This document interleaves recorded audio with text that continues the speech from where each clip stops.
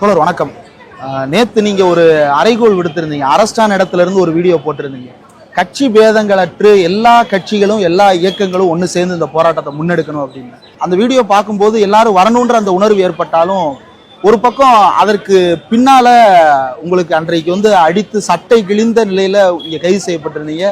பல மாணவர்களுக்கு எலும்பு முறிவு ஏற்பட்டிருக்கு. பல்வேறு இடங்கள்ல மாணவர்கள் கல்லூரிகள்ல புகுந்து கைது செய்யப்பட்டிருக்கிறாங்க. இந்த போராட்டத்தை இவ்வளவு கடுமையான நெருக்கடிக்கு இடையில ஏன் தொடரணும்? அரசு தான் நீட் எதிர்ப்புல உறுதியா இருக்கிறதா சொல்றாங்களே, இந்த போராட்டங்கள் அவசியம் தானா? இல்ல, இந்த போராட்டத்தை ஏன் அவசியம் எஸ்எஃப்ஐ பாக்குறோம்னா, டெல்லியில சிஜேபி போராடுற இடத்திலேயே எஸ்எஃப்ஐ சொலிடாரிட்டி கொடுத்து அங்கேதான் இருக்கும். அப்போ டெல்லியில இருந்தும் நாம எஸ்எஃப்ஐ 2020 கோவிட்டுக்கு பிறகு, நாம தமிழ்நாட்டில் 2017 நீட் எதிர்ப்பை பேசுறோம். 2017 கோவிட்டுக்கு பிறகு இந்த கோச்சிங் மாஃபியா, கோச்சிங் கல்ச்சர் எவ்வளவு தூரம் எமர்ஜ் ஆயிருக்கு. ஸோ இந்தியா முழுவதும் நீட் எக்ஸாம் தமிழ்நாடு எப்படி பேசணும் அது போலவே மார்ஜினலைஸ்டு செக்ஷன், விளிம்பு நிலை மக்களை அப்புறப்படுத்துது மெடிக்கல் எஜுகேஷன். நீட்டோட இது முடிய போறதில்லை. இப்போ பாராளுமன்றத்தில் பில்ஸ் கொடுத்துருக்கோம். பிஎஸ்ஏபின்ற அந்த உயர்கல்வியை ஒன்றுபடுத்தல் பில் வச்சிருக்காங்க. அப்படியெல்லாம் வந்ததுன்னா எல்லா துறைக்கும் என்ட்ரன்ஸ் எக்ஸாம்ஸ் வரும். என்ட்ரன்ஸ் எக்ஸாம் யாரால அஃபோர்ட் பண்ண முடியும்? நீட் ரிசல்ட் வந்த தமிழ்நாட்டு மாணவர்கள் 19,000 ரேங்க், தமிழ்நாடு நம்ம அந்த மாணவர்களுடைய பின்னணியை செய்தி நிறுவனங்கள் யாருமே போட மாட்டேங்கிறாங்க. நாங்கள் விசாரிக்கிறோம். 6 லட்சம் ரூபாய், 7 லட்சம் ரூபாய், 8 லட்சம் ரூபாய் கொடுத்து பர் இயருக்கு கோச்சிங் போறாங்க. 3 இயர் 2 இயர்ஸ் உட்காந்து படிச்சு அப்ப 24 லட்சம் 25 லட்சம் கொடுத்து படிக்கிறவங்களால தான் நீட்டை கிளியர் பண்ண முடியுது. இது எவாலுவேஷனுக்கான மெத்தேடு கிடையாது. இது ஒரு ஃபில்டர் மெக்கானிசம். அந்த ஃபில்டர் யாருக்கானது? அந்த ஃபில்டர் நம்மள மாதிரியான சாதாரண ஏழை எளிய நடுத்தர வர்க்கத்தை சார்ந்திருக்கக்கூடிய குழந்தைகளை ஃபில்டர் பண்ற ஒரு மெக்கானிசம். அப்போ இன்னைக்கு இந்தியாவே போராடுது. தமிழ்நாடு 2017 இருந்து போராடுறோம். 10-9 வருஷமா நாம போராடிட்டு இருக்கோம். எஸ்எஃப்ஐ போராடிட்டு இருக்கோம். எடப்பாடி அரசாங்கத்தில் இருக்கும்போது 148 தோழர்கள் நாங்கள் சிறைக்கு போயிருக்கோம். நான் சிறைக்கு போயிருக்கேன் நீட் போராட்டத்தில். இப்போ இவ்வளவு போராட்டம் நாம் நடத்தும்போது நம்ம தனித்து விடப்பட்டோம். இன்னைக்கு இந்தியாவே போராடும்போது இதை விட ஒரு நல்ல வாய்ப்பு நீட் எதிர்ப்புக்கு எப்ப கிடைக்கும்? இப்ப இல்லைன்னா எப்பவுமே கிடையாது.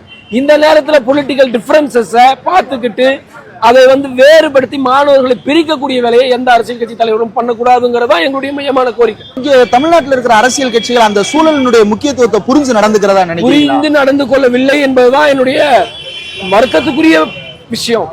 ஏன்னா தமிழ்நாட்டினுடைய முதல்வராக இருக்கக்கூடிய திரு ஜோசப் விஜய் அவர்களுக்கு நீட் எதிர்ப்புல உறுதியா இருக்கிறதா சொல்றாரு. இதுக்கு முன்னாடி முதல்வராக இருந்த திரு முத்துவேல் கருணாநிதி ஸ்டாலின் நீட் எதிர்ப்புல உறுதியா இருக்கா சொன்னார்.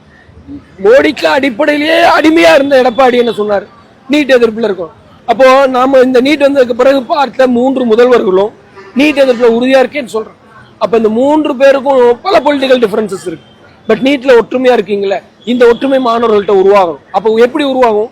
நீங்க வாங்க மாணவர்களுடைய போராட்டத்துக்கு ஆதரவு கொடுத்து பொலிட்டிக்கல் டிஃபரன்சஸை கலைஞ்சு அங்க பொலிட்டிக்கலா நான் என்ன சொல்றேன், இப்ப ஜனநாயகம் படத்தை பத்தி டிஸ்கஸ் ஆகுது. எங்களுக்கு அதுல எல்லாம் உடன்பாடு. ஜனநாயகம் படத்துக்கு போங்க, போயிட்டு எங்க போக போறீங்க? இங்க வாங்க, போராட்டத்துக்கு வாங்க, போராடுங்க, இங்க உட்கார்ந்து சொல்லுங்க. நீங்க விஜயண்ணாவை பத்தி பேசுங்க, முதல்வரை பத்தி பேசுங்க, ஒரு பிரச்சனையும் கிடையாது. புகழ்ந்து கூட பேசுங்க. ஆனா யாருக்கு எதிராக பேசணும்?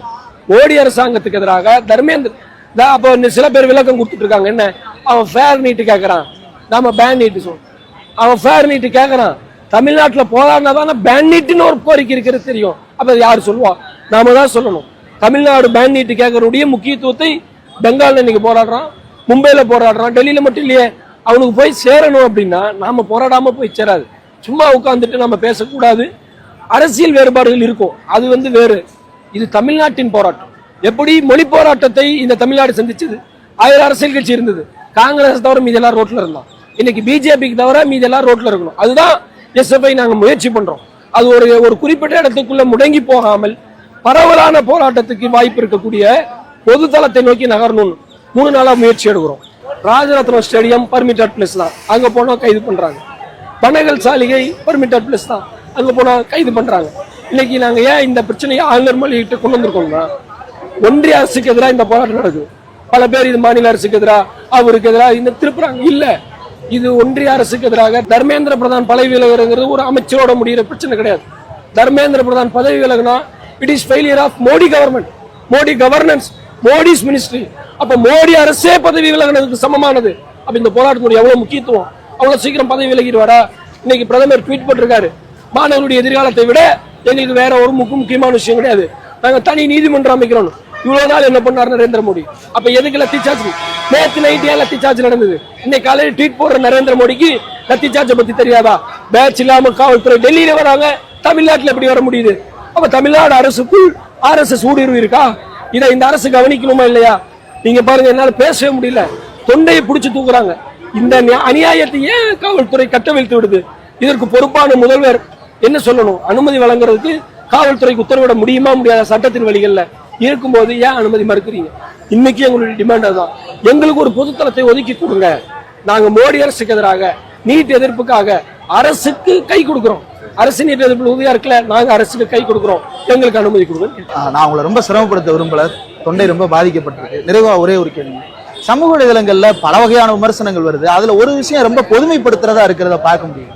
வடக்கு தெளிவாயிருச்சு, நம்ம வடக்கன்னு சொன்னா வடக்கு தெளிவாயிருச்சு, ஆனா தமிழ்நாடு இப்ப சீரழிஞ்சிருச்சு, தமிழ்நாடு சிதைஞ்சிருச்சு அப்படின்னு ஒரு பொதுவான ஒரு பொதுமைப்படுத்தல் முன்வைக்கப்படுது. இது அப்படிதான் இருக்கா? நீங்க எப்படி பாக்குறீங்க? இல்ல, வடநாடு தெளிவாயிருச்சு தோழர், இந்த நரேட்டிவே முதல்ல தப்பு நான் பாக்குறேன். ஏன்னா இந்திய விடுதலை போராட்டத்துல பெங்கால்ல இருந்தா நேதாஜி சுபாஷ் சந்திர போஸ் வந்தார். அப்ப வட மாநில மக்களை RSS அச்சுறுத்திக்கிட்டு இருந்தான். இன்னைக்கு அச்சுறுத்தலுக்கு எதிராக அவன் துணிஞ்சு நின்றுட்டு இருக்கான். நம்மளை RSS ஆல அச்சுறுத்தவே முடியல, நாம அச்சம் இல்லாம இருக்கோம். ஆனா பொலிட்டிக்கல் டிஃபரன்ஸ்ல கலைஞ்சிருக்கும், அதான் பிரச்சனை. அவன் பயத்துல இருந்து வெளியே வந்துட்டான். நமக்கு பயம் இல்ல, பாகுபாடு இருக்கு. நாம பாகுபாட்டுல இருந்து வெளியே வரணும். வடக்கை விட தெற்கில் நீண்ட போராட்ட மரபு இங்க இருக்கு. திணிப்புக்கு எதிரான, ஆதிக்கத்திற்கு எதிரான போராட்ட மரபு இருக்கு. இந்தியாவாக ஒருங்கிணைய வேண்டும். அதுல சாதி மத இன மொழி பாகுபாடுகளை கடந்து எல்லோருக்குமான கல்வியை உறுதிப்படுத்துவதற்கான போராட்டத்தில் வடக்கு தெற்குனோ விஜய் முக ஸ்டாலின் என்றோ அல்லது வேறு எதுவுமே இல்லை. எல்லாரையும் மோடி அரசு பாதிக்கப்படுறோம். மோடி அரசால விவசாயிகள் ஆதரவு கொடுத்திருக்காங்க. அவங்க போராட வந்ததே வேற விஷயத்துக்கு. ஆனா இன்னைக்கு ஆதரவு கொடுத்து சந்திர மந்திரில இருக்காங்க. இது மாதிரி நாங்க எல்லா அமைப்புகள், அரசியல் அமைப்புகள், தொழிற்சங்கங்கள், விவசாய சங்கங்கள், யாரெல்லாம் அரசியல் அமைப்பு, தனிநபர்கள், குழுக்கள், இன்ஃபுளுசர்ஸ் எல்லாரும் பேசுங்க. எல்லோரும் இந்த போராட்டத்தில் வந்தோம்னா நிச்சயமா நம்மால் நீட்டை ஒழிக்கும். நன்றி.